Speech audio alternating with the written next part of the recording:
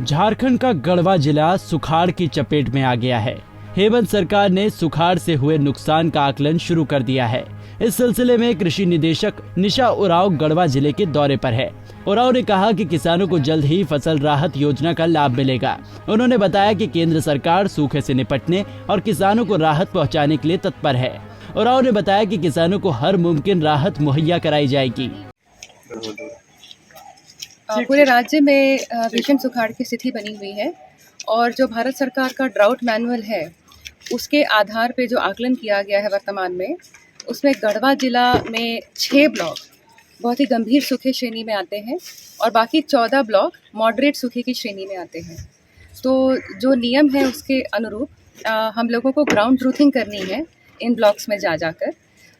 नियम ये है कि हर ब्लॉक में हम लोग 10% गाँव और हर गांव के 5 लोकेशन, इन सब का हम लोग ग्राउंड ट्रूथिंग करेंगे, जियो टैगिंग करेंगे। उसके बाद जब भारत सरकार से हम लोगों की राशि अनुदान की आवश्यकता होगी, इसी के आधार पे हम लोग जो है राशि जो सहायता के लिए अनुदान के लिए प्रस्ताव भेजेंगे भारत सरकार को। इसके अलावा राज्य सरकार की भी अलग जैसे योजनाएं सुखाड़ में रिलीफ देने के लिए किसानों को सुचारू रूप से चालू की जा रही है। जैसे फसल राहत योजना, जिसका रजिस्ट्रेशन गढ़वा में भी काफ़ी तेज़ी से हो रहा है। और उसके अलावा जो हम लोग बीज प्रभेद दे रहे हैं, जो हम लोग खरीफ में भी दिए बीज प्रभेद, वो भी सूखा प्रतिरोधी बीज था।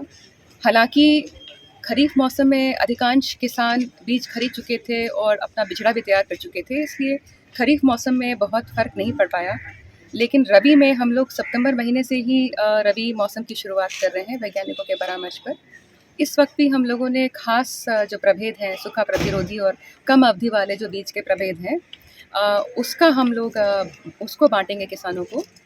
और एक और हम लोगों ने प्रस्ताव जो भेजा था कैबिनेट में जो मंजूर हो गया, 2 योजनाएं हैं। एक पुरानी योजना थी जो 50% अनुदान पे जो बीज बांटे जा रहे थे खरीफ मौसम में, वो अब 90% अनुदान पे उपलब्ध होंगे जो खरीफ के बीज रबी के बीज हैं।